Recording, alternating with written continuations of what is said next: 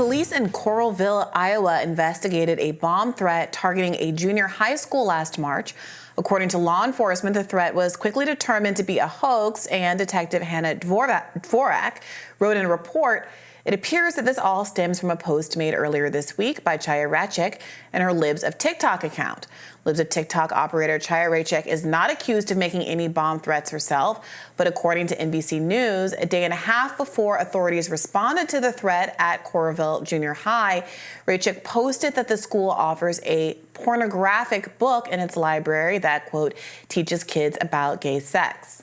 Per NBC News, officers and government officials in 4 other jurisdictions, Burbank, California, Minnetonka, Minnesota, Oklahoma City, and Tualatin, Oregon, told NBC News they believe that Rachik sparked threats in their localities with her posts on social media that, quote, digitally heckle people such as drag performers, LGBTQ teachers, and doctors who treat transgender patients. According to NBC News, there were 33 instances beginning in November 2020 when people or institutions singled out by Libs of TikTok later reported bomb threats or violent intimidation.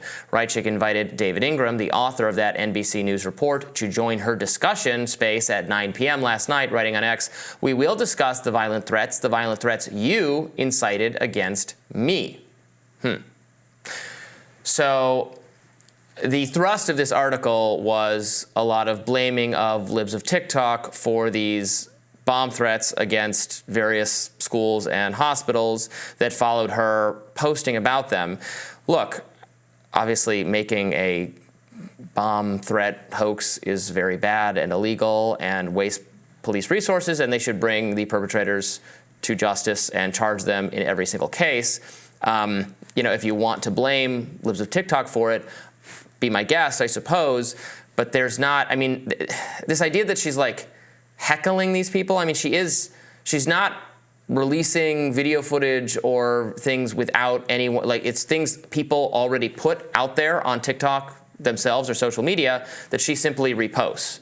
So do you think it's fair to accuse her of heckling people by just literally recirculating what they themselves post on social media? That's an easy question. She's obviously heckling people. She wants to heckle people. I don't think that she would deny. Why have an account called Libs of TikTok if the point of it isn't to smear and heckle and demean libs? The difference between what I'm saying, what she's saying, is that she would probably say that they deserve it. Their underlying behavior deserves ridicule, and that's why I'm doing this. And I would say that is up in the air on a point-by-point question of whether I agree with one person's view or another. But that's not really what's at issue here, whether or not she's heckling. What's at issue is whether or not she bears any responsibility for what are now 33 instances of, not all of them were bomb threats. 21 of the 33 threats were bomb threats.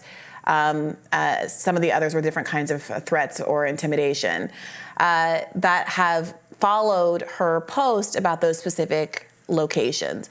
Does she have any responsibility, legal responsibility, ethical responsibility, moral responsibility, to say something at least to her audience, like, don't call in bomb threats, don't break the law on my behalf, don't physically attack anybody, if it becomes clear that folks who follow her account are in fact using her posts to intimidate and call in bomb threats at people's middle schools?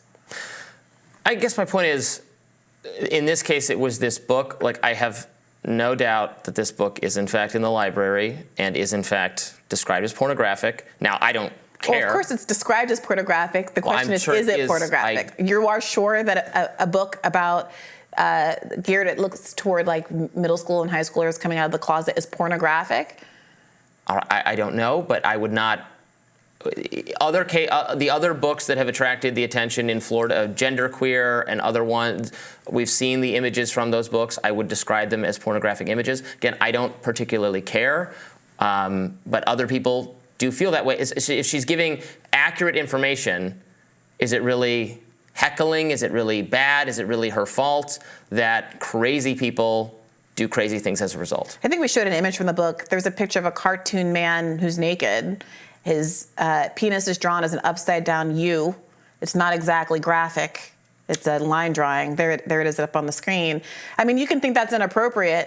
It's much less graphic than what kids see when they go to the bathroom, when we're all human beings with bodies. So I don't know that I would describe this as pornographic, and I think that's the issue.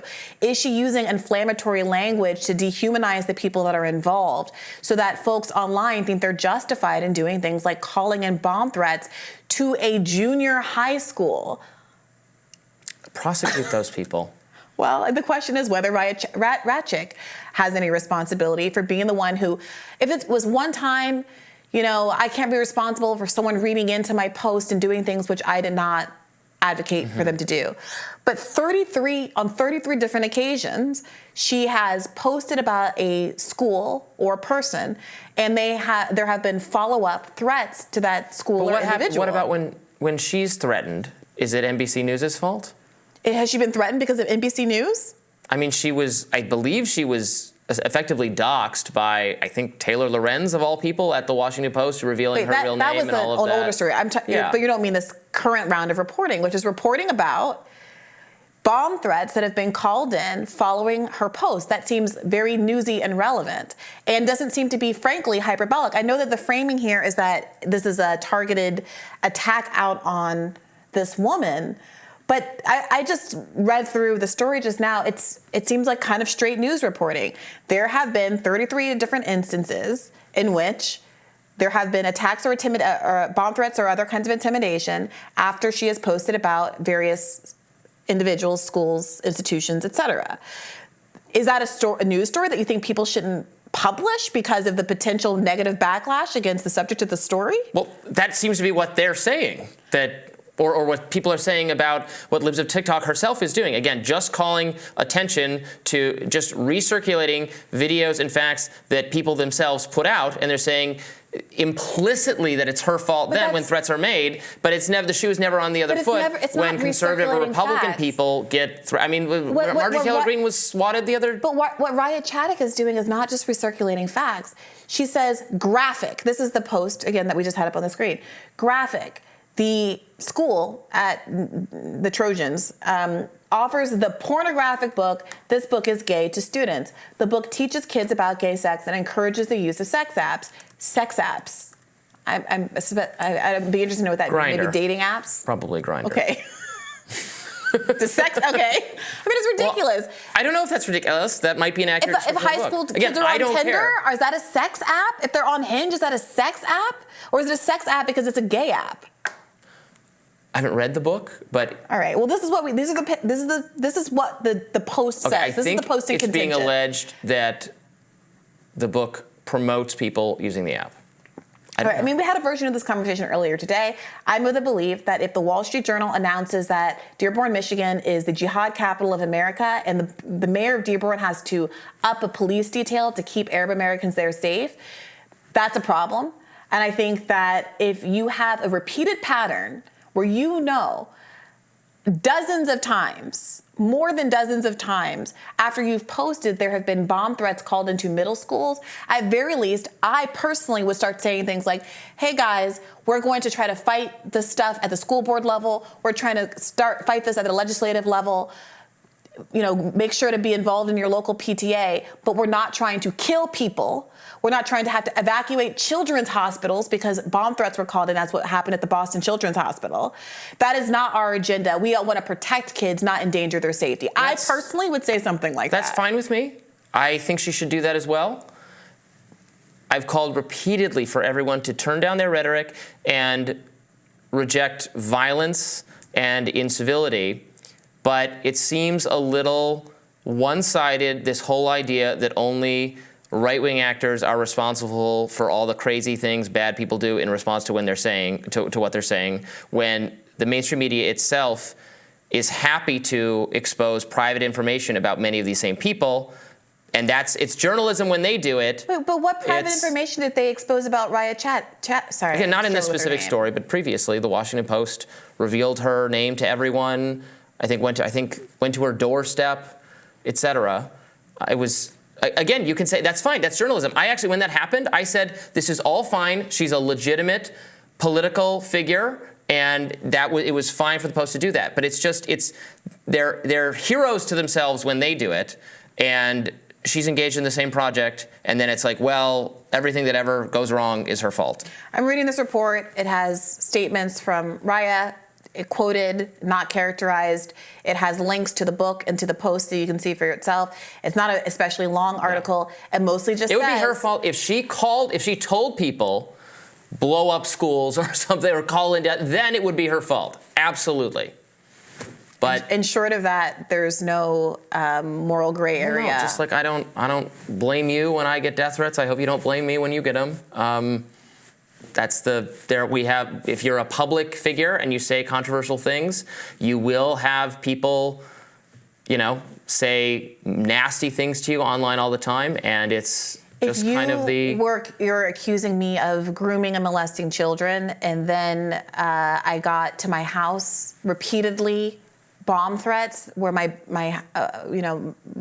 house had to be evacuated, I would blame you, because I would say it was a gross mischaracterization of anything that I believe, and that there's a direct connection between your choice to do that and me having to not just see a mean tweet, but actually having to evacuate my domicile. And on 33 different occasions, these are not like public figures she's targeting. The random middle school here, the elementary school here, the high school here, the children's hospital there, again, I don't know has if any had of the things to are... evacuate or you send say the police gross in to challenge these. mischaracterization, and I just don't know that.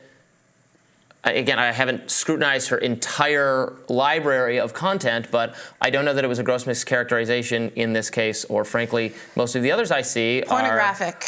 That's one page from the book. That's the page she chose to highlight as the example of it being pornographic. I'm not cherry picking it. The book that shows a person. I mean, we've all seen the images from these books whenever they're talked about in the context of what DeSantis did with his law, which I don't even support, by the way, but. The images in the book are, in fact, pornographic. I don't care, but a lot of parents do, and should be able to exercise some control over what's in these schools. Well, I hope those parents don't have to be afraid that there are bomb threats being called into their kids' school. In the interest of protecting them from a book, I hope they don't get bombed. Well, obviously. All right, stick around. More Rising for Us right after this.